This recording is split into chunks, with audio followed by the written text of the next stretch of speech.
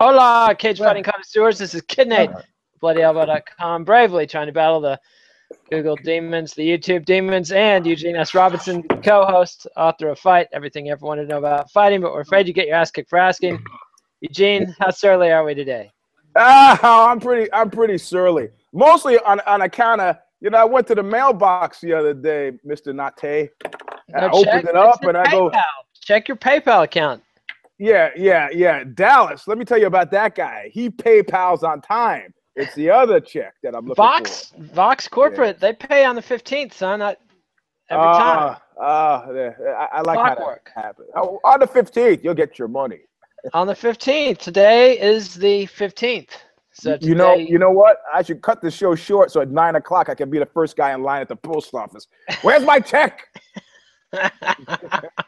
This guy works harder for $10 than anybody in show business, people. Exactly. You know how skin things are. If I care about the money, that bloody elbow pays me. I know that's it's like you can't go to lunch. It's I either have a drug problem or things are desperate or both. Usually one leads to the other. Yeah, when you give up all hope. But I gave up hope so long ago that the issue is. And then you took up gambling. Internet gambling made it so easy to gamble away your savings. You know what was funny? After I did that internet gambling thing, my credit card, imagine that, a bunch of mysterious phantom charges started appearing on my credit card. So I had to cancel the credit card that I used to pay for it, which is kind of what I was hoping. If you want to bet online, my advice is to buy those credit cards you get at CVS where you can put $50 in and then, or 200 or whatever. Yep. That's my advice. There are about 6 charges from Slovenia, which I've been to, but they remembered your promise to buy drinks, so they were just, this one's on Eugene, guys. Yeah. Well, or no, last time I was in Slovenia, I almost got knocked unconscious terribly. By? Well, because the stage had a big metal fucking pole in the middle of it. It was a former military barracks for some reason. And I said, I'm going to crack my head up. Pole dancing and no, it was it was like that big around, So I put white duct tape on it so I would see it in the middle of a show, right? And I'm doing the show, I'm jumping around, and then suddenly like lightning in my head. And I realized the white tape only works if you're facing the pole. If the pole is behind you, you can't see the white tape. So, I thought you had eyes in the back of your head from your tough streets of New York upbringing. Yeah, that's for junkies. I got eyes in the back of my head for junkies. Not for stationary objects. I see. Well, we should tell the people why we're here, although nobody can watch live because we had to use the B channel. Apologies for everybody who's sitting on the A channel waiting for the broadcast to start. But I'm not really that sorry. So, we've got here. We've had as many as 25, man. It pains me to look down and see 0. I know it is. Viewers. It's going to be lonely, just you and me. It's like one of our Facebook arguments, but we'll get to that later. UFC Fox 15, Lyoto Machida versus Luke Rockhold. General level of care for the event, but first you got to give us a disclaimer, Eugene. The disclaimer is for all you crybabies and bedwetters out there who have, but not pee drinkers, because we care about Lyoto. Yeah. I'm sorry. I think you just interrupted my disclaimer. I did. I just wanted to get that clarification in there. For all you crybabies and bedwetters, who are concerned about the fact that maybe we gloss your fight with the title of Don't Care, have strength. It has nothing to do with your personal skills or abilities and everything to do with the marketing might and heft that the UFC puts behind you. Fight an exciting fight like Mirosh. This woman last week, she fought a great fight. Now I know Mirosh. She moved from the Don't Care to the Care column in beating Calderwood. So, fight a good fight, and we'll move you to the Care column, but don't take it personally. Cry babies, bedwetters. But not pee drinkers. Well put, Eugene. Pee drinkers. I wonder how come it's like nobody can forget the pee drinking thing, but everybody's forgotten the transgendered prostitute thing with the phenom. Vitor? Hey, I didn't say it. You did. I see. I didn't forget it. That's all I'm saying. We haven't forgotten it about Eddie Murphy or anybody else, or Danny Bonaducci. Nobody. I don't forget a single transgender prostitute scandal. You will when you have yours. No Christmas surprise for me, Eugene. That's. You see, because I know to look for the wrists. and the hip to waist ratio. Those are the two things you look for. How to spot a he she. Yeah, I think that's the term. Actually, not always reliable. You know, I had this friend who was at a sex club once. One of these friends of yours. Yeah, right. And you know, the sex club, they were like special rooms where you could have sex in them. And if you wanted people to join in, you would take the chain off, and if you wanted people just to watch, you would put the chain across. It was a faint. So there's a wall of screens. The porno was showing on the screens, and this couple was in there having sex on this couch, and the chain had been drawn across. And I'm watching, and I go, this woman's pretty attractive, you know.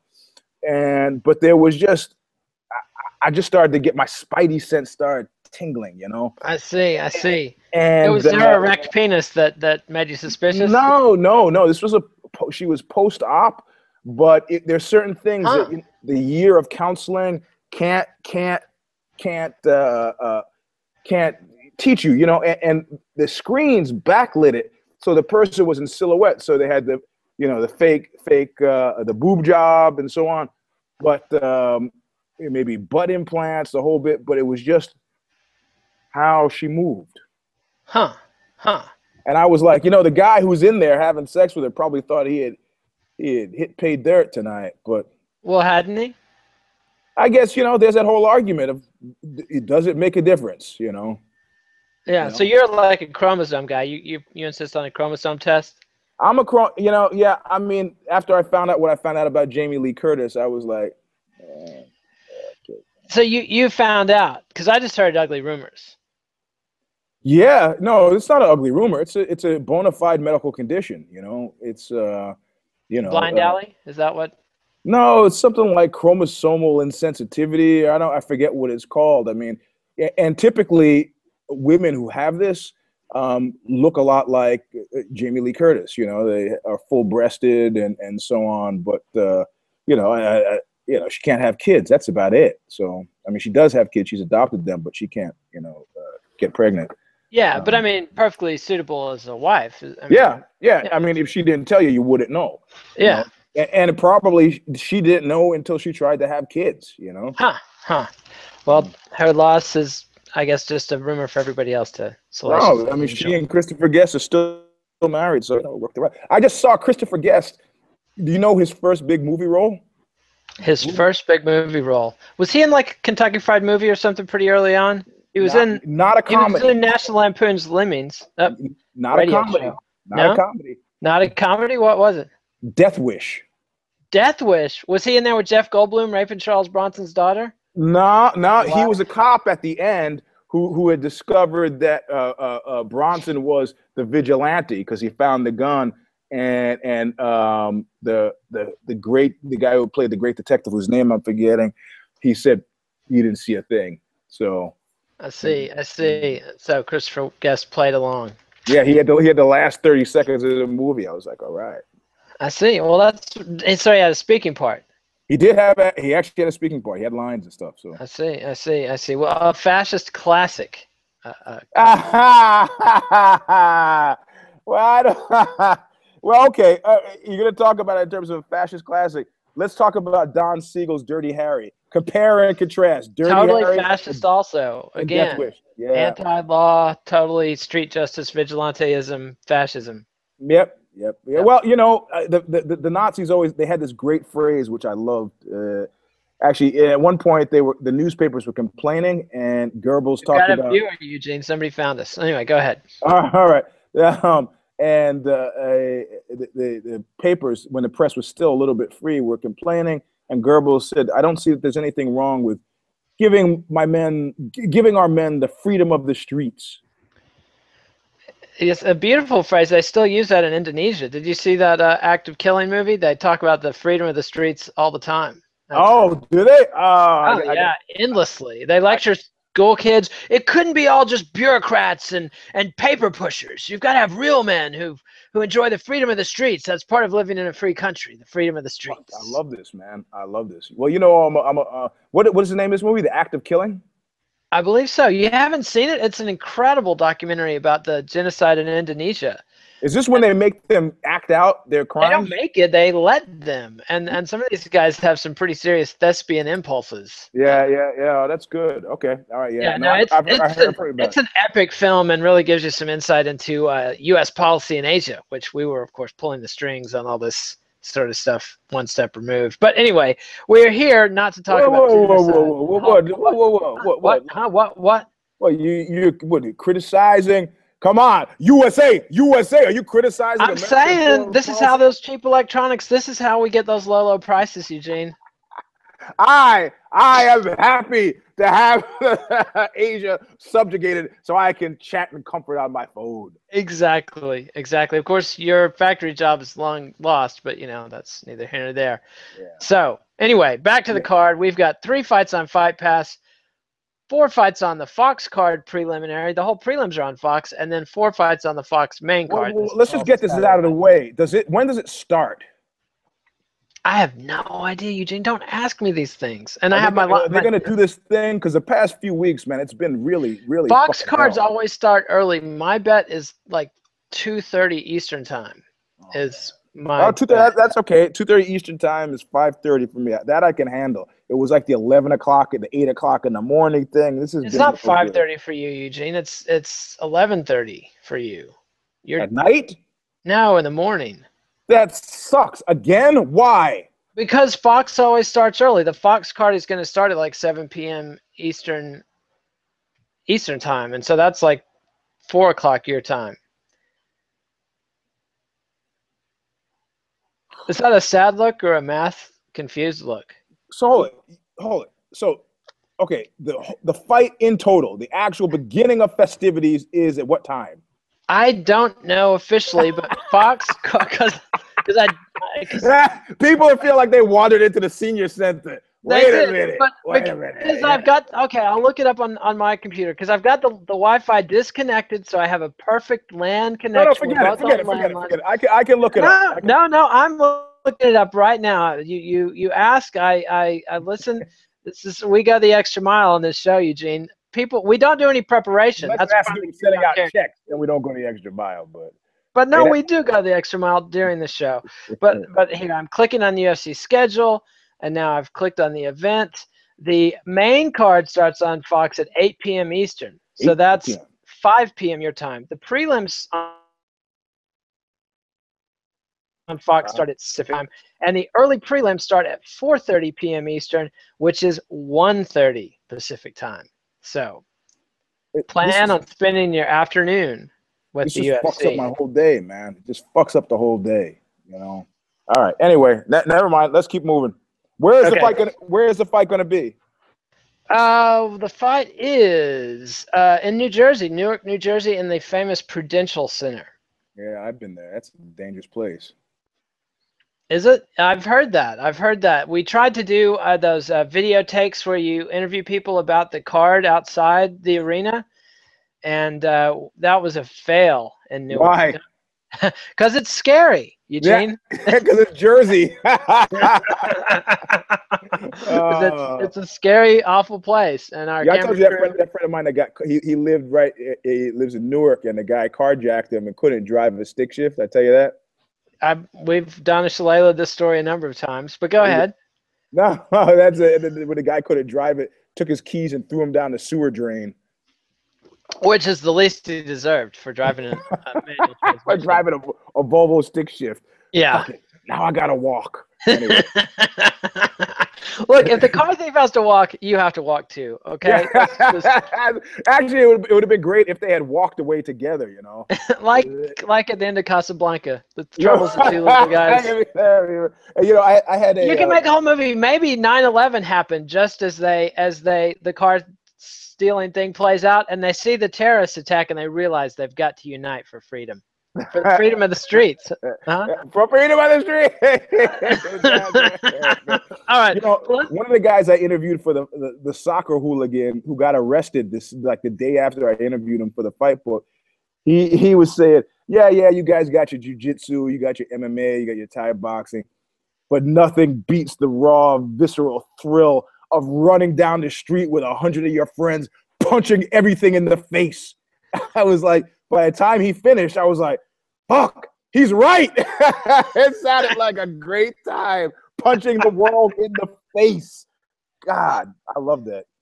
British soccer hooligans, just a wonderful breed. I liked that Among the Thugs book. You've read that, of course, right? Yeah. Well, I like that they call themselves the casuals. The casuals. Yes, but he's like, his argument is like, look, these guys are like accountants. They're gainfully employed citizens. It's just how they blow off steam. Right. You know? Well, and that's one of the reasons I like Britain. It's the only place more dangerous in America, and they don't have guns. So, Yep, it's true. It's true. Oh, but no, right, you will get stabbed in a second. So, Yes. All right. Anyway, yes. All right. The card. UFC on Fox 15. Lyoto Machida versus Luke Rockhold. UFC Care. Yes, big Care main event. Although took a ding when the co-main event, Yoel Romero had to pull out of his fight with Ronaldo Jacare Souza.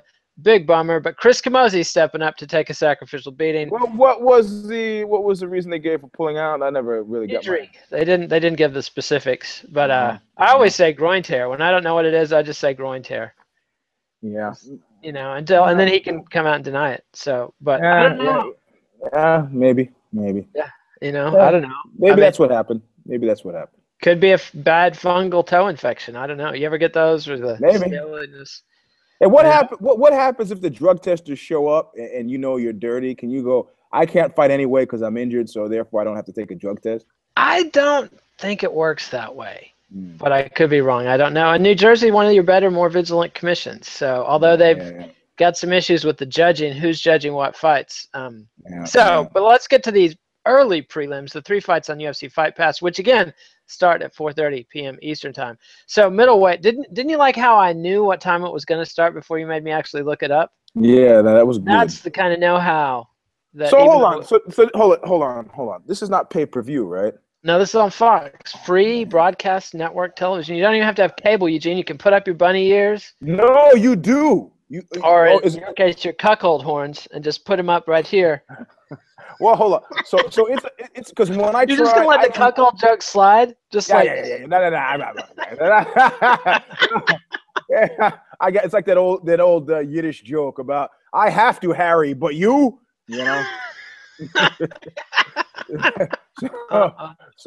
Okay. So I got a question then. Yeah. When I got up at 8 o'clock in the morning, I went to work because we have cable at work, and Fox Sports. I'm sorry, the one viewer to make you sit through this. Fox Sports. He's not really sorry. Fox Sports is different from FS1. No, Fox Sports is FS1. Fox is different than FS1. This is on Fox, the broadcast network, the home of The Simpsons. So it's free from top to bottom. Top to bottom. You just have to watch the advertising. Don't leave the room during the advertising, Eugene. That's stealing. So no. So if I go to work where we have cable, at 1:30, at 1 o'clock, I can watch the whole fights. Well, there's 3 fights on Fight Pass, so you'll need to be on your internets and watch it online. At 1 o'clock. I already told you the starting times, and I forgot, and now you're making me start again. At 4:30 Eastern time, which is 1:30 Pacific time. Okay. So yes, Eugene, sit down at 1 p.m. at your computer, okay? And you can thank me for the half hour of nothing. Right. Okay. All right. I got it. Okay. All right. 30 minutes of cursing me, and then okay. So preliminary card, UFC Fight Pass, middleweights, Eddie Gordon and Chris Dempsey. I don't care. Chris Dempsey? Like Jack Dempsey? Wouldn't you have loved to see Jack Dempsey fight? I used to, I knew a relative of Jack Dempsey's, and who was also named Jack, named after, his great uncle or whatever. And he was a good guy, Jack, but his great uncle or whoever this guy was, the boxer, was a piece of shit. Well, it's easy to judge from our vantage. He was a noted rapist. He used to break girls in. Yes, he used to break girls in for the mob who were trying to turn him out. A professional rapist, which is, I think, one of the scariest and skeeziest of all criminal job occupations. I did not know Jack Dempsey did that. That is awful. Yeah, it's terrible. So which is worse? Which is worse, though, the procurer, the panderer, or the break-in guy? Because it's usually different guys. Like one guy, the procurer is the one that lures them in to the operation. As far as I'm concerned, by the time you get into the hands of the break-in guy, your future has been writ. You know, yes, you've been sold down the river at that point. But which of the three? The procurer, because the procurer violates trust. Let's see. So I think I agree that the procurer is the worst. Although the actual job description of the rapist is the most discussed. I mean, that is the you got to be pretty awful to do that, I think. What did the Germans say when the woman jumped in a polar bear enclosure? He said, "You jump in polar bear enclosures, these things tend to happen." Yeah, you know. Yes. I mean, this is woman I know. Her niece had a kind of a fucked up time and was gone to community college, was getting her act together, and one of the women in her community college class was like, "Oh, let's hang out. We'll have lunch after class. We'll meet my boyfriend." And she's sitting there with her 8-month-old baby, and the boyfriend comes up, and then the girl says, "I got to go to the bathroom," and she leaves, and then the boyfriend begins explaining. As she sits there with her 8 or 10-month-old kid, starts explaining why he's there and how she was so pretty and she could make a lot of money. And I was like, Jesus Christ, So when he got up to go to the bathroom and her friend returned, she just got up and ran out. Smart move. That's some awful shit. I've known more than one girl at Lubbock, Texas, at Texas Tech, which you would think is like this. It's this idyllic country town in the middle of nowhere, but the fucking banditos own that town, and girls that get involved in the strip club scene there frequently get pulled into the banditos orbit and get turned out. And I actually, like, I shouldn't even name her because she was like one of the student council members of my high school class, and a thrill seeker. She came out fine. She ended up being like a competitive women's sky jumper, but at one point she was strip dancing at a club, and her dad heard like the second weekend she was doing it and drove down there immediately and dragged her off the stage, and he had to pull a gun on a bandito to get her out of there. And he was like, "Fuck you, I'm a lawyer and I've got a gun in your face. I will fucking kill you. I've got enough money to get away with it. Get out of my fucking way and give me my fucking daughter." I will kill you, scumbag, right now. So anyway, that was well, and some former known associates of mine in New York City have a pretty good scam up, but they crossed the line with me where they would go into clubs and just tear them apart, right? And then one of the guys— It's an extortion scam, or they're in the remodeling business? Well, it goes on. No, it was an extortion scam. And then they would come up and say, "Your security sucks. What you need is, I got a security company. You should hire us." And so eventually, the guys figured it out and would hire them to do security. So now they got the clubs on lockdown. And so now they're starting to move coke through the clubs. So they got classy. Yeah, and of course, inevitably, all of the women who are hot never pay for cocaine. Cocaine is free. The cocaine. So then they fall in arrears because then now suddenly it's not free anymore. So I need you to go see some friends of mine. Party. It's just a party. Party with them. Whatever happens.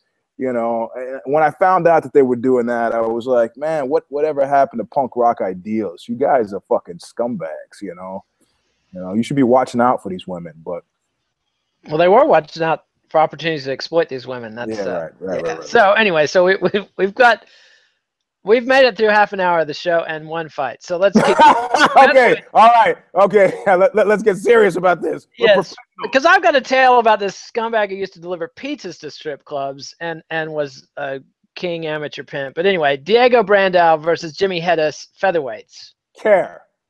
Me too, and I'm sort of baffled as to why this fight is all the way down on Fight Pass. I think these guys are a bit in arrears, as you would say, with Daddy Lorenzo. But both of them are scrappers. Do you have a pick? Yeah, I like Brandao, but do you think that it's even stupid now that I'm thinking about framing a question around it? I realize how stupid it sounds. I was going to say, do you think that the confusing placements lower on the card are always a result of punitive action? And of course, Maybe. No, I mean, I think there's also a lot of moving parts, and sometimes there's just not enough room, you know, and they have agendas. I mean, it might be that Fox didn't want featherweights on the, like they've already got one bantamweight fight on the prelims, so they didn't want another little guy fight. I don't know. Okay. Who knows? But I'm picking headies just to make it interesting. All right, good. We got some action. You know what I'm doing? I'm going to write these down. You're going to write this down. I see. Are you going to, did you pick differently on Knuckle Up, perchance? No, I don't. I try not to do picks on Knuckle Up. I give a broad overview because I don't want to cheat your show. I see. Well, that's so ethical. I appreciate that. How Eugene has Robinson, ladies and gentlemen. Eugene's got ethics. Ethics. It is. This is. I'm tearing up, Sammy. This is. It's a beautiful moment on this show. All right, welterweight George Sullivan and Tim Means. Yeah, care. Why? Tim Means. I see. Are you sure you're not confusing with a heavyweight with a similar name? Is the heavyweight called Tim Means? I could have swore he was a heavyweight, but no idea actually. So that's how deep it goes. Anyway, so he's carrying because of Tim Means, and I will investigate who this Tim. When I watch the fights, I'll look into who this Tim Means character is. You don't have a pick. I don't even remember who these guys are, Eugene. And George Sullivan, it's another last name of a great boxer. Do you have anything scandalous and scurrilous to say about? No, I think Sullivan's okay. The original Sullivan, the old heavyweight boxing champ. And now I can't even remember. Outside of being a racist, I think he was okay. Well, everybody was a racist back then. You can't. You'd have not been out of step at all if you stood up in the middle of a movie theater and called somebody some terrible name. Yeah, in fact, you might be singing the #1 hit of the day back then. Or you might find yourself at, what was that university where they had that great, the SAEs had that great rallying song? Oh, that was a University of Oklahoma, I believe. That was real classy, classy. Did you hear about John Hamm of Mad Men getting a whole UT fraternity chapter? This was back in my day. I remember that scandal, and I was glad he got the Sigma News shut down. From my viewpoint, he could have been a punk rock double agent because those fuckers used to beat up punkers all the time. You couldn't even walk down their street. Like it was, and so he was setting people's pants on fire. The guy must have been a liar. Yeah. She's a little joke. I'm not against fraternity hazing at all. I think they ought to haze them more, like they ought to let people pay money to go haze the frat boys. What do you think of that? Two fraternities asked me to rush, or three maybe. Omega Psi Phi, the black fraternity, Alpha Delts, and then there's one called the Zates. And the Alpha Delta was a drug fraternity. Omega was one of the African famous African American, and then the Zates. And the only one that sort of had some sort of an attractive feature were the Zates. And then of course, you didn't like the drug fraternity? No, because I thought the guys were all wusses. And then they were like, "Oh, it's so much fun," and then we do these things. I go, "You guys do that shit to me, I'll break your jaws." And they're like, well, that's not really in the spirit of brotherhood. I was like, yeah, okay, spitting on me. If that's in the spirit of brotherhood, you guys need to go find your kick somewhere else, How about I just don't pledge and just come use your drugs for free? Well, I ended up living there my last year at Stanford as a boarder, not as a fraternity member. So I got as close as I could. And you got all the free drugs. And found it lacking. But the Zates, they ran an interesting rush campaign. And then, of course, then they all got arrested and thrown off of campus. So there you go. The only fraternity I was interested in. What were they arrested what were they busted for? Yeah. Assault and battery. During the hazing. No. During the party. Up random strangers. They just beat up random guys, and then there was a police chase, and they it was great. So naturally, the one place I was attracted to, all felony fraternity. Oh well, live and learn. I'm glad you didn't pledge. Anyway. No, because I said if you guys fucking get weird with me with the hazing, I'm gonna beat the crap out of you. And they were like, "Perfect. This is the guy we want." So. And so they didn't do the Hells Angels. So the Hells Angels pledge, like you weren't down for that either. The whole beat you up, piss on you, lock you in the trunk of a car for a day. Nah, none of that stuff. No, I'm not doing. Kept The you out thing of is, that. you have to want to do that because if you're a fucking tough guy, how many guys are you going to beat before they go, okay, you're in. So you have to take it, like me and Sistema. Yeah, I mean there's enough Hell's Angels to beat up pretty much the toughest guy on earth, so they'll get you down. Yeah, I don't know. Steve Tossin was pretty tough, man. I don't know how his hazing went, but he definitely had to participate in that because it would have taken at least 8 of them to beat him up. Last time I checked, there was more than 8 Angels.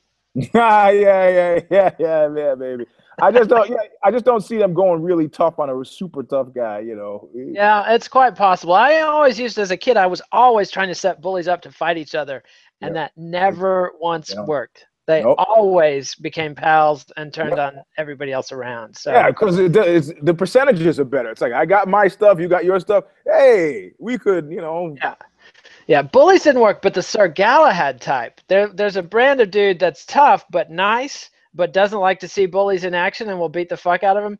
Those guys, I was always inviting some of these guys over to spend the night and walk around the neighborhood and just happen to walk by, the bully and just happen, it was just like, here, I'll go first. And then you come along, it was perfect. Yeah, anyway. No, I was one of those guys. I hated bullies. That's how I started to learn how to fight because, you actually need to know how to fight. You're going to be fighting bullies. So. It comes in quite handy. I always, there's like one breed of bullies that if you fight back, they leave you alone. And then there's another breed of bullies you have to go find a Sir Galahad and come back and, But anyway, all right. Moving on. This is the first fight on Fox, the prelims, bantamweight, Takeya Mizugaki versus Aljamain Sterling.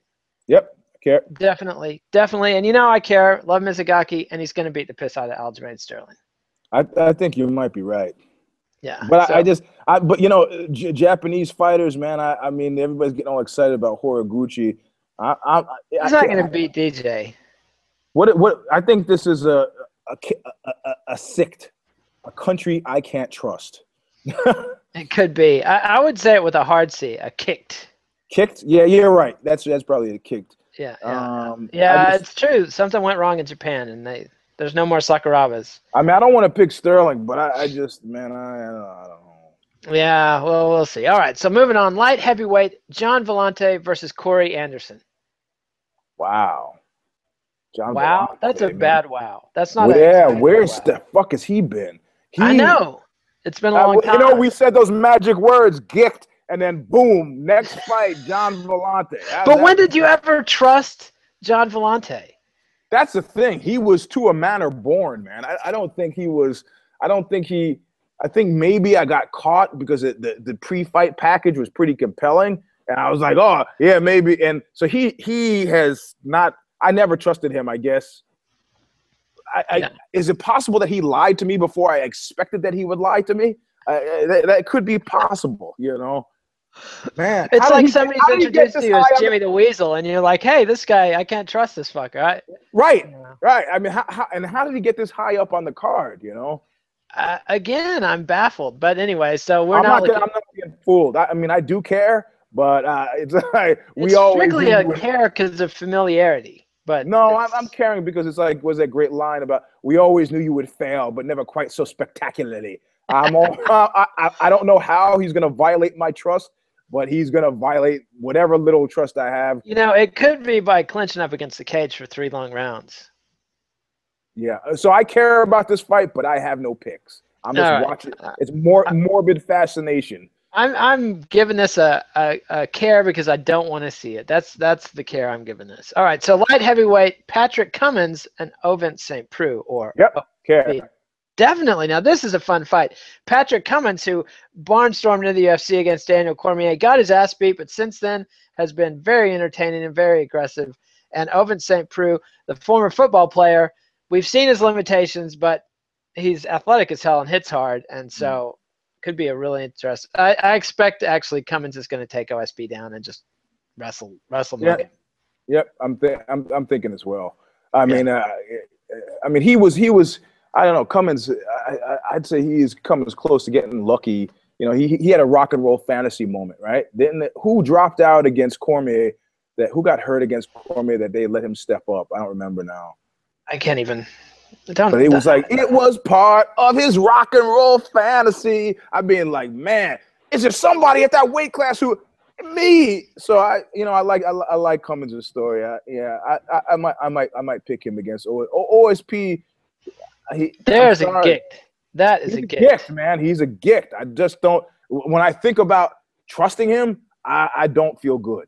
No, it's trusting him is a bad idea. All right, now we're moving on. Lightweight, Jim Miller versus Beneil Dariush. Oh, man. Yeah, I care. Me too. And do you have a pick?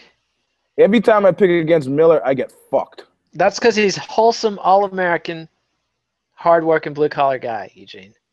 He's the opposite of a gift, right? Like a gift is like a guy that you trust who violates that trust. And this is a guy that you don't trust at all and disproves your distrust every time. Keeps coming through. He proves you wrong again and again. Yep.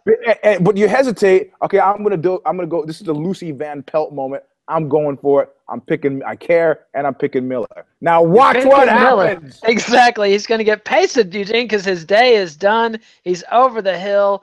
And Dariush is the young lion. Jim Miller, a near great, not even a near great, a very good fighter, a top contender for a long time. Never got that title shot. I had some guy who sparred with him, and he said that he hit like a small child. And then I asked the guy about it later on Knuckle Up, and he denied having ever said it. So I don't know whether it was the glare of the Klieg lights. That's not something you say in public, especially about a decent guy, you know. Yeah, maybe. So. And especially a guy who could probably take you down and choke your ass out, even if he does hit like a small child. He might be planning on going back to that gym sometime and would like to not get his arm broken. Yeah. But I'm still picking Miller. So there you go. Yeah, I'm picking Dariush because he was hot in his last fight, and this guy I think is a comer, and he's a really good grappler, and I think it could be a fun fight because both of these guys bring it, and I think it's Dariush. He might even be a contender, and that's saying something in the lightweight division. I'm hot on this kid. Instead of a bum on a one-way train to Palookaville, which is, let's face it, Charlie, what he was. How many hours have you whiled away honing your Marlon Brando? I've eaten a bug.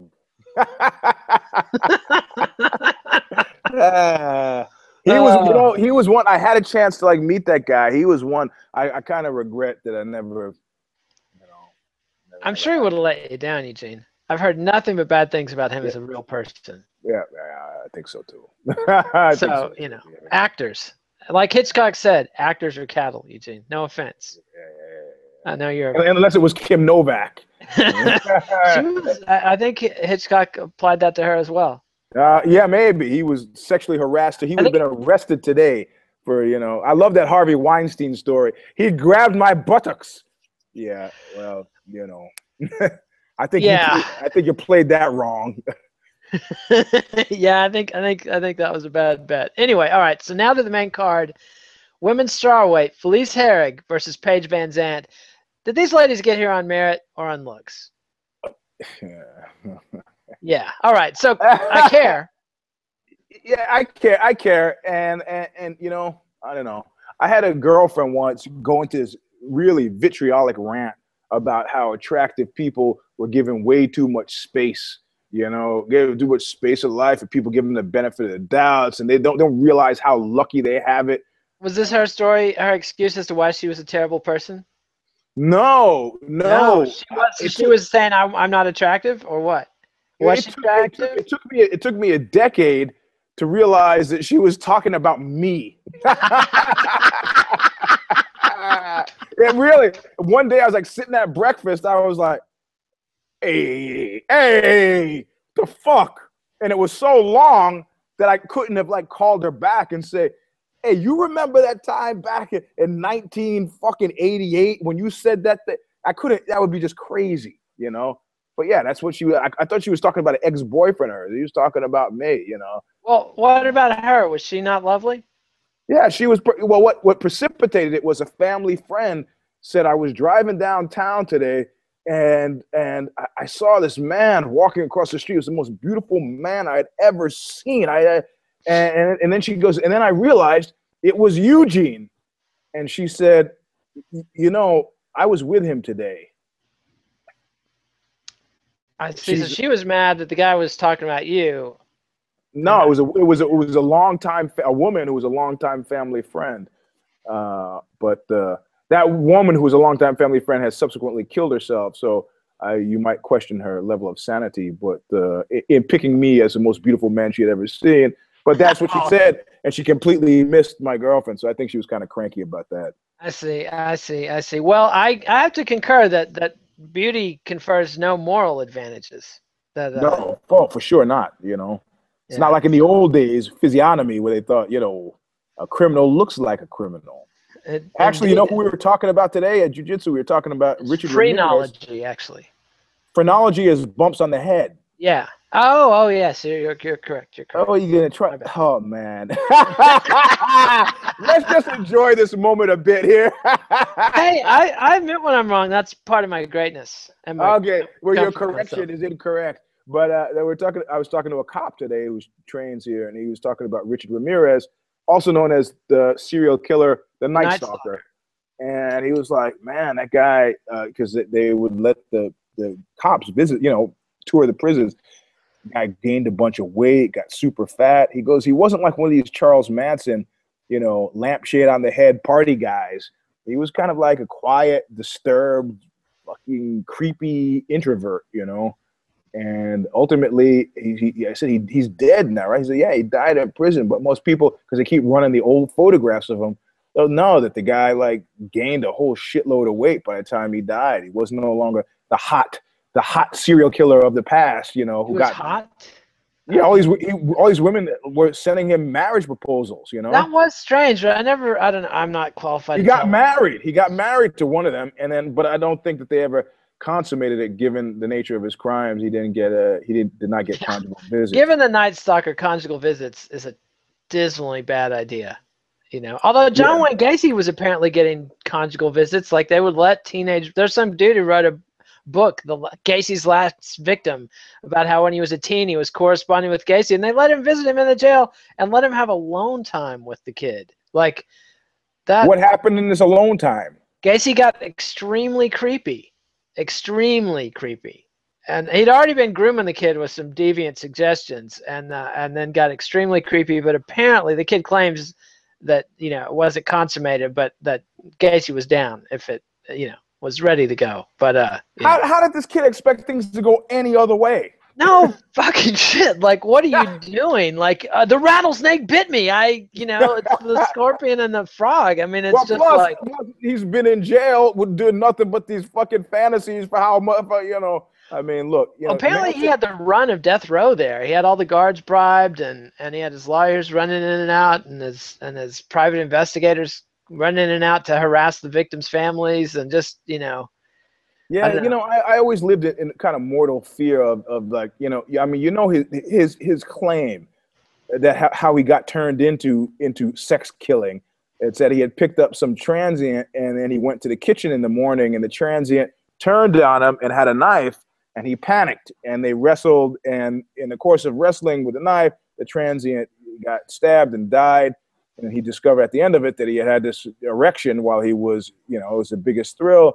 And then he stands up off the dead transient's body, and then looks and sees that the guy had the knife in his hand because he was cutting cheese to make breakfast. Huh. However, this door had opened, and now John was like, "Whoa, got a new thing." I've known people who have gone along completely normal. You introduce them to a certain vice, and then they're done. It's true. That again is another evil thing about procurers and panderers. Is a lot of times, you fuck with somebody's head in a certain way, and they become somebody else. It's like I know an ex who who's blamed every sexual deviancy on me. I too have an ex like that. Yes. And I was like, there's a statute of limitations on this shit. I'm not taking the heat for stuff that happened 5 years after we went out. Are you kidding me? Yeah, no, I'm absolutely, at least according to her, responsible for any sexual indiscretion my ex-wife committed after our divorce. So whatever. Yeah, it is what it is. But somehow she thinks being with me was a scarring, searing experience. I don't know. Yeah, I had a roommate of some woman tell me that she had to go into therapy after dating me. I was like, I don't know why. Did she tell the therapist how beautiful you were? Yeah. The I therapist don't was like, know. "Hey, you have any more pictures of Eugene this week?" Like, Yeah, that's right. That's right. Kid Nate with his rants about it's like going into H&M and complaining that they've got too many H&M clothes at H&M. Yeah. Fuck, there's nothing but Burger King burgers at Burger King. What are you talking about? fuck the Whopper. Fuck some Whopper. I need a quarter pounder. God damn it. Where's the special sauce? Yeah. Hey, All man, right. hey, I got a question for you, Nate. Are your kids just out wandering a thoroughfare now, free My kids ranging it? are warehoused at high expense, Eugene. High expense. they're picking up cans on the highway Oh divide. my God. I swear, Eugene.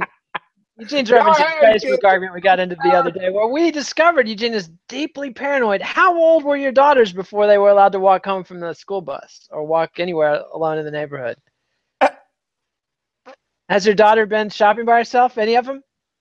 The 16-year-old and 18-year-old, yes, they go with their friends now because they can drive. I see. So it wasn't until that they could drive that they were allowed out of some sort of immediate supervision? Yes. Aren't you worried they're not prepared then for real life at all? No, they've been all fighting since they were 4 or 5. So, But they're always in a contained, protected environment with Daddy Eugene close by. fuck yes. Well, Fuck see, yes. don't you think that at some point they're going to be on their own and they won't have had that preparation of exploring and Well, that's what adolescence is about. Adolescence, after they've had 10 years of mixed martial arts under their belt. I see. How's their gun range work?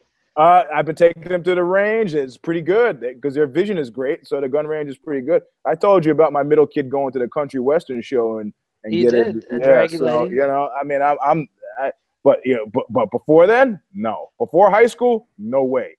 Even in middle school, they couldn't walk home. Forget That it. is crazy, Eugene. That's crazy. Sure. It's okay. That's completely crazy. All right. Sure, Anyway. that's all right. That's it. You know, California is a car culture, man. You be standing there on the street and be whisked away. You know, this is the place of the Amber Alert. It started here, right? So It's true. Well, what was the girl that like lived in the tent in the back of the scumbag's house for 11 years? that was the Midwest, I think. No, that was in California, dude. Well, there have been so many of these cases, right? Yeah. The guy who killed himself in prison, right? The one who did it. Maybe I can't even remember, but anyway, I mean those are horrible outcomes, but you can't build your whole life around. I mean, like Polly Klaas or whatever, the dude reached through a window at a slumber party and abducted her. Like she was inside somebody's house. You cannot, There you go, Mister. I sleep with the windows open. Hey, we got bars on the windows, Eugene. You didn't mention that. You didn't mention that. Okay. All right, there. A little sanity. You know? Well, yeah. I've refused to live in a house with bars on the windows, but I put these super intense cacti spears on them that were like the length of my small finger, and birds would routinely fly in and get pierced on these things. So it was like the dead bird cactus thing. And it's like, there's no way. You would have to be super determined. And of course, you got the lunatic inside with all the guns. So you'd have to be super determined to get into that stuff, I see. Well, I don't know. I used to be super paranoid, but I just relaxed. No, you know what? But usually in the cases, like even, my kids went to this hoity-toity, special, expensive private school. I would see parents there, and I could tell if the guys weren't right.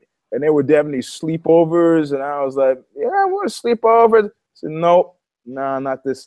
They can come over here anytime, And it's like, sorry, fuck that, Well, it's a social thing. That guy is not right. It's just a matter of time before we see his face in the paper. I'm telling you. You got to trust your instincts on shit like that. I agree. Yep. If somebody gives off a creep vibe, keep fucking Hawkeye on him.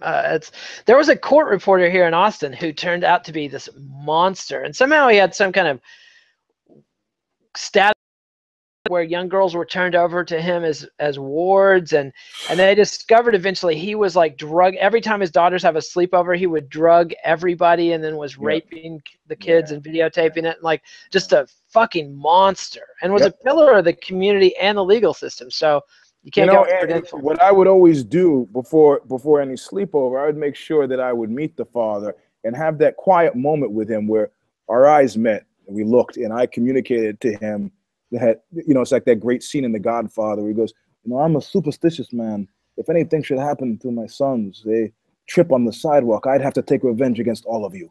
I mean, fuck it. I just had to have that moment, man. But usually, most of these, like, I don't want to say most of these cases, but there's a sizable percentage of these cases where the parents are just fucking stupid, or like, drunk, or divorced, or right. And the predators zoom in on the single parent children, and the priest shows up at your house at 8 o'clock on Thursday, drunk, saying he's having a sleepover and that Brian's got to come over. You don't let the kid leave. They forced this kid to leave the house with a drunken priest. The kid was hiding in the closet.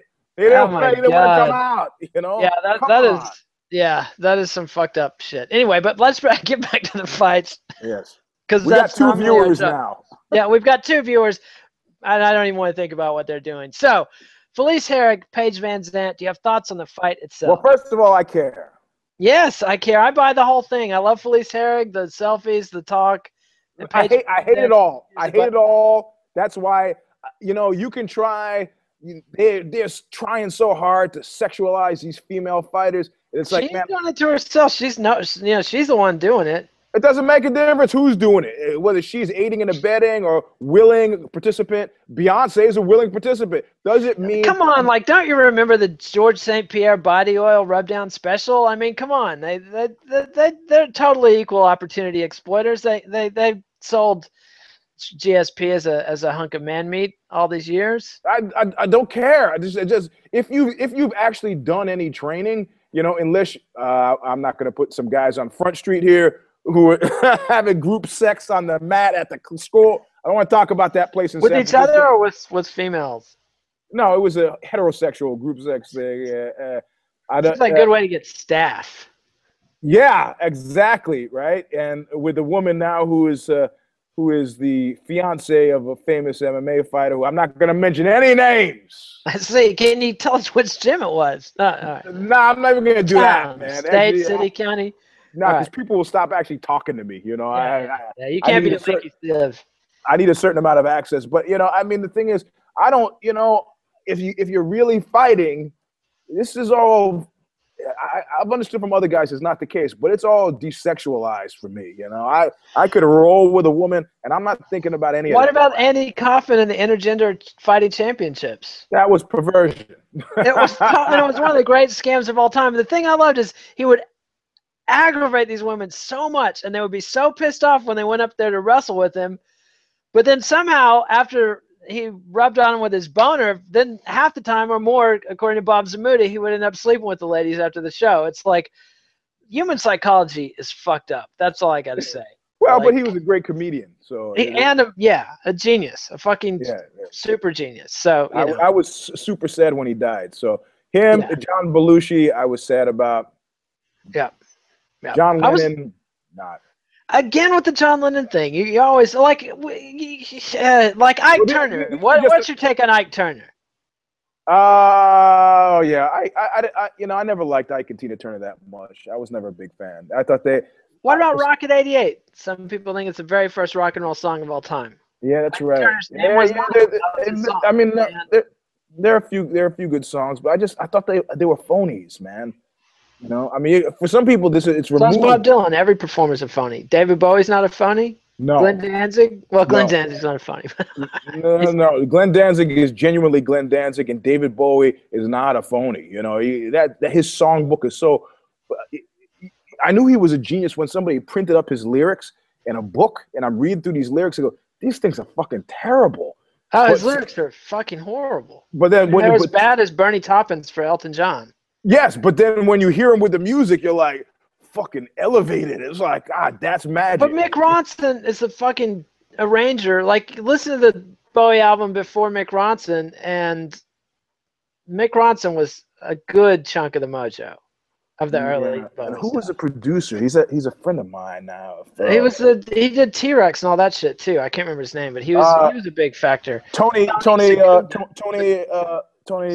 Sakuda or something. No, Valenti. God damn it. Well, anyway, we don't need to embarrass ourselves with our failure to remember rock and roll trivia. But all I'm saying is David Bowie. David Bowie, I think he's a genius, but he's a phony. Come on. He's not a phony. He's not. He's an artist. He created these personas.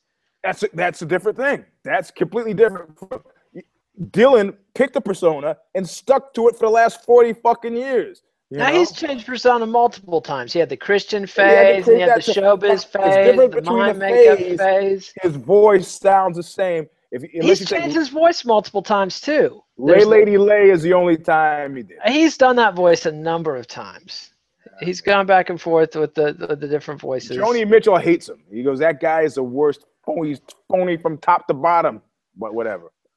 Well, you know, she would. But anyway, so the point is, I'm sick of. He's dying of a disease people don't even believe exists. So there you go. Who, Dylan? Joni Mitchell. Oh yeah, that's right. But so this constant attempts to seduce. I mean, do I have to skip past another Ariane Celeste? Not safe for work. Oh, super explosive, hot. They don't give a fuck about her, you know. Or Felice Herrig or Paige Van Zandt. Show me something in the cage. What's Paige Van Zandt's a pretty good young fighter, though, and Felice isn't bad. That's what I'm saying. Look, just make me forget about all this other shit because I just don't care. I see. So you got a vagina. You know what? Okay, great. Get out there and punch somebody in the fucking face multiple times and make me excited about the fight game because that's all I came for, you know? This from a man whose musical career is frequently, the first thing that is mentioned is singing in his underwear. Yeah, whatever. You think I'm doing that because people find it enticing? Most people find it terrifying, Eugene. Yes, and nobody's finding that enticing. I think you're wrong about that, but except for that one guy in Rotterdam who was all outraged and wanted a refund because he didn't get to see my penis. You know, that's pretty good. Most people have to see it. You were thinking about getting to see it. You know. I wonder how he reacted when Gigi Allen played. Anyway, all right. Where's the feasties? Yeah, right, exactly, right. Okay, so you care about I care. Do I have a pick? I don't give a fuck. You don't give a fuck. So, I don't think I've ever done this. This is a care, but I don't give a fuck. I see. I think Felice is going to pace her. I think Paige is not quite ready for this level. I think they're rushing her. So, all right, but now featherweight Cub Swanson and Max Holloway. Care. This is violence right here. These fuckers giant fucking care. They're like virtually the same guy, separated by a decade. Yeah, and also the Hawaii versus Swanson's Mexican American, isn't he, or something? Like maybe I'm wrong about that, but Holloway's got that Hawaii thing, and so there's some ethnic intrigue there, but lots of violence, punches. Yeah. These are both very tough guys, and in this case, when all is said and done, even though I like Holloway and I feel like Holloway's going to take it, I got to go with my age convoy, man. So I'm going to pick Swanson. I see. I go with nature. I don't fight nature. I go with nature. The young lion wins. The old lion dies. You might be right. I mean, that's what the Todd Hester used to tell me all the time. Because we would just go down the whole card and pick the older guy. Older guy. He was like, you just can't do that, man. No, it's the sin of Gnosticism, Eugene. You can't be going with this whole elaborate Jesus is actually the devil in disguise thing. Because he would say youth will be served. Exactly. You got to go with the flow. Life works this way. Accept it or lose. That's the thing. All right. So I wrote down Swanson. See, my little retarded scribble. You need to, start a betting pool. It seems like all the MMA betting guys have been unmasked as frauds, and maybe you could be the number one Vegas handicapper, baby, Eugene S. I got to get the suit. What's your over under, Eugene? What's that? What does that mean? Indeed. All right.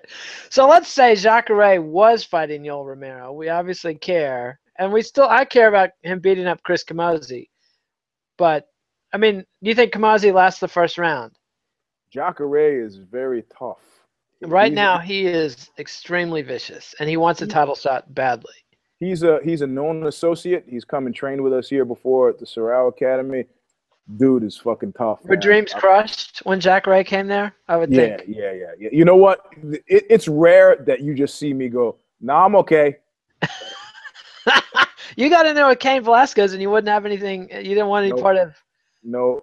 I saw, because there was that whole language thing. I mean, with Cain, I got the sense I could go, "Ow, ow, ow," and he would know what that meant and would stop. But with Jacare, you got the sense he would pretend he didn't know what that meant because he's Portuguese. Yeah, he was. Yeah. It was just I didn't feel that way. Like when I first met Mark Schultz, I felt that way. Man, he's, I mean, he's in this. He does have areas of vulnerability. Like when he came in the first time when he fought in the UFC, doing his fucking alligator chop thing, and people were like, "What are you doing?" And it was like I could see he was kind of disappointed. It's like, "No, that's my thing." Everybody knows that. Yeah. So. I see. But so do you think he's going to just Chris Camozzi, got to take my hat off to the dude for stepping in there with Jacare, but he can't lose. He can't. There's all upside for Camozzi. And, I mean, if he gets beaten really badly, like, oh, my God, that's a guy who got beaten really badly by Jacare. If he wins, he's golden. I mean, it's, whatever. Yeah, it's true. How would Jacare have done against the very scary and fearsome Yoel Romero?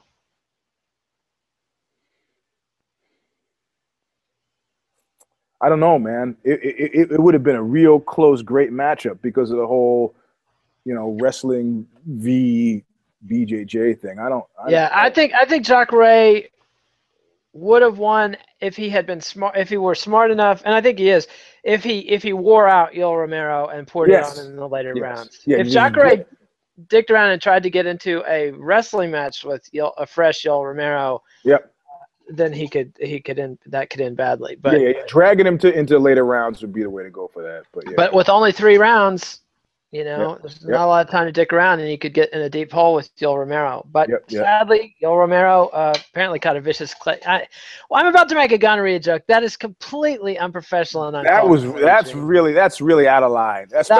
You know what? I do like. I'm still gonna go back. What you were doing was making steroid accusations, which. That's okay. That's okay. Like what the Irish press did to Jose Aldo, I thought that was dirty. I'm going back to the lowest of the low of the Irish press. Yeah, I was going to go back to the 1960s, kind of press ethic with the John Kennedy. It's like I didn't see nothing. I wasn't in the room. What do I know? Well, that's the beauty of the John Kennedy system is they always hooked up the reporters with girls. So how do you feel about these guys that were panderers for John F. Kennedy? He had 2 full-time pimps on staff. Well, he wasn't beating them up and forcing the women to have sex with him. Well, some of these gals were sent there by like Hollywood producers and, I mean, like there was a clear sort of job on the line, quid pro quo kind of thing. That's very different. That's somebody making tactical decision about their career. I mean, as an aspiring young actor and most beautiful man in the world thing, I had a number of occasions where guys would say, look, if you want this job, there's lots of room for advancement for a young man who knows how to use his head. I was like, what? I see. And this is why the career stalled out after Leonard Part 6. No. I mean, I'm talking about when I was a teenager. As I got older, young stuff. Yeah, as I got older, people were too frightened to do this. I see. So, but either way, happily Eugene didn't become a star of stage and screen. Is that what you're saying? Yeah, I have not trundled headlong into gay male prostitution. So Tennessee Williams. Notice how I said that. Gay male prostitution. I see.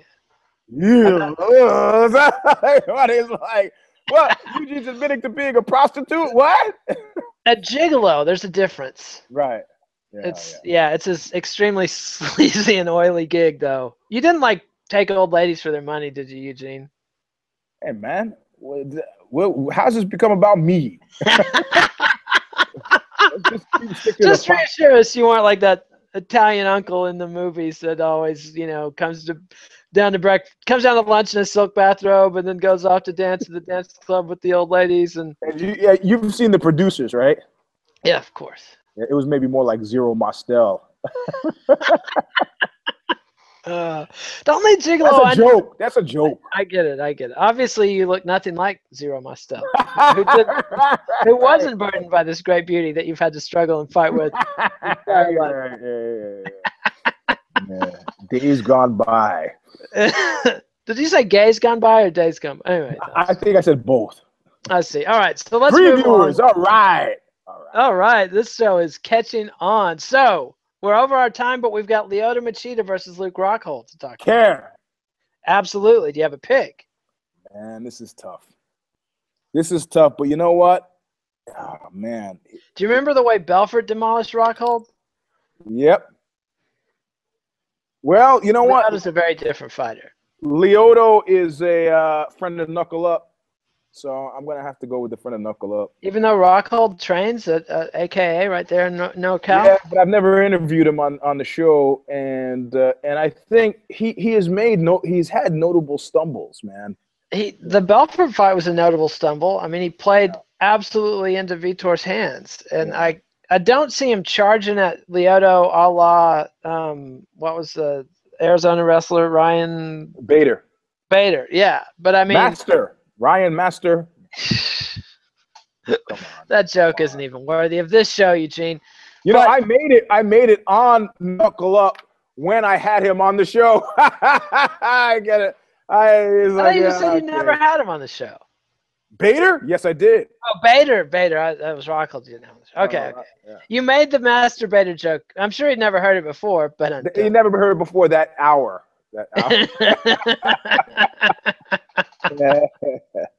Yeah, so I could see Rockhold getting frustrated though, and charging forward in an ill-advised way. Yep. So I also don't see those body kicks working on Machida. Nope. So your pick? Machida. Yeah, all right. But I'm a karate mark. Yeah, your picking of Machida makes me nervous now. Yeah. Have you been working on your katas, Eugene?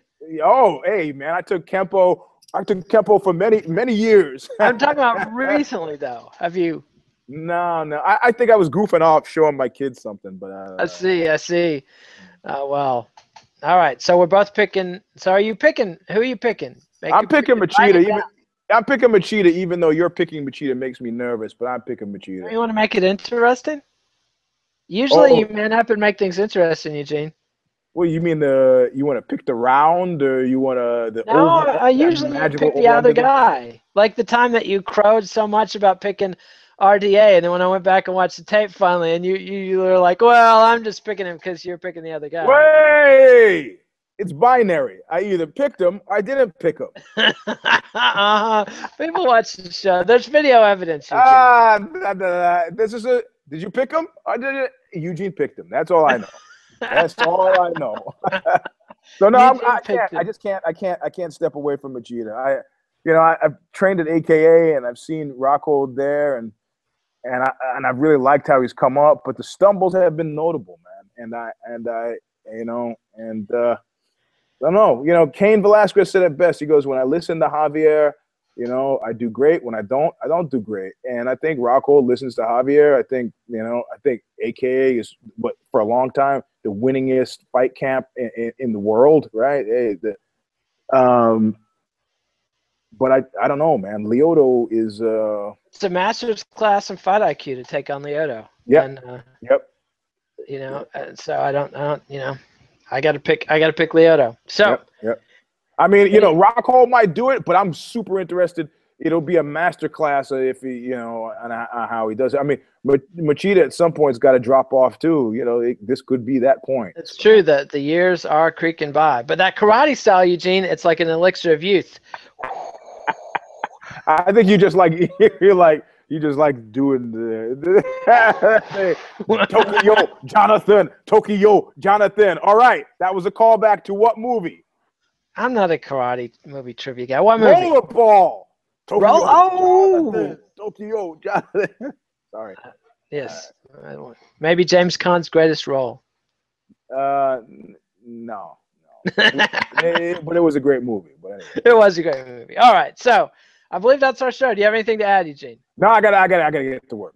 You got to get to work. All right. So thanks for watching. Sorry about the snafus with the channel flip. All the people that tried to watch the other one live probably been sitting there for an hour and a half waiting for the show to start. So our apologies.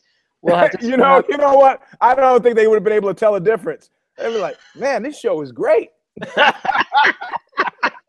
Why am I so itchy? Where's my bath salts? Like, that's right. The little quote marks hanging on the hangout thing. Man, these guys are funny today.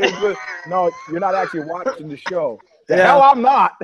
I just don't want any of our viewers in a PCP frenzy to rip out our eyeballs and then send us a video. That's, their eyeballs. Fortunately, you have bars on your windows, which you neglected to mention. Yeah, my cop wife, she's packing. So what? Good. Oh, now the story. So there are precautions being taken. Yeah. Actually, the actuarial tables on having a gun in the house with kids are terrible. Yeah, I know. But you got to get a safe for a gun lock, but whatever. But then at that point, when somebody breaks in your house, it's not like you're going to have time to get to the safe for gun lock. It depends. It depends. If you've got one of those gun locks, if you've got one of those under-the-desk gun safes, that use finger pressure, so you can touch it, it drops in your hand, and boom. I mean, I've heard. What's going to stop your kid from doing that? Because you have to get the finger pattern exactly right. With 5 fingers, you've got how many different choices? Ah, I see. I can still remember mine. I mean. All right. Well, that's our show. Remember to subscribe to MMANation.com on YouTube. And the other channel, which I can't remember how to subscribe to, but there's a way because there's 3 viewers, a few people can subscribe to it. Follow us on Twitter @KidNate, @EugeneSRobinson. You can read me on Bloody Elbow, although I never write there anymore. And you can read Eugene at Aussie.com. And sometimes Vice's Fightland. You can, of course. Yeah, I got a piece coming up. I got a piece coming up in Fightland soon. So. All right. Well, maybe they'll even pay you, Eugene. Yeah. They're gonna pay. One way or the other. They can pay cash. They can pay karma. All right, and I think that's the show. Say teeth. They teeth. However you want to get your pound of flesh, Eugene. All right, adios, MMA aficionados. We'll see you next time. This is Kid Nate. All right, man. So you're gonna stop broadcast, right? I'm gonna stop.